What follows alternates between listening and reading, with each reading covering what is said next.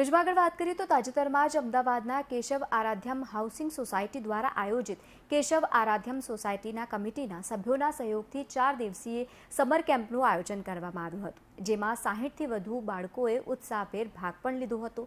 સતત 4 દિવસ સુધી એક્સરસાઇઝ સહિત drawing, art and craft, taekwondo, bucket બોલ સહિતના લીંબુ ચમચી, ફુગ્ગાફોડ, movie cinema, pool party, broad jump, અનેક અલગ અલગ પ્રકારની ગેમત રમત કરવામાં આવી હતી। શારીરિક અને સાથે જ માનસિક ફિટનેસની પણ વિવિધ પ્રવૃત્તિઓમાં કોચ મિલાપ ટાટારિયા દ્વારા કરવામાં આવી હતી। કેમ્પના સમાપન સમારોહમાં ગુજરાતી ફિલ્મના અભિનેત્રી નિશા જાની અને ડે ઓચ ઇસ્પાલુનના યોગીજીની પાલ વિશેષ મહેમાન તરીકે ઉપસ્થિતિ પણ જોવા મળી હતી। સતત 4 દિવસ સુધી તાલીમ લઈને રહેલા કેમ્પના દરેક તાલીમાર્થીઓને તેમના વરદ હસ્તે મેડલ અને સાથે જ પ્રમાણપત્ર આપીને ગૌરવ સાથે પ્રોત્સાહિત પણ કરવામાં આવ્યા હતા।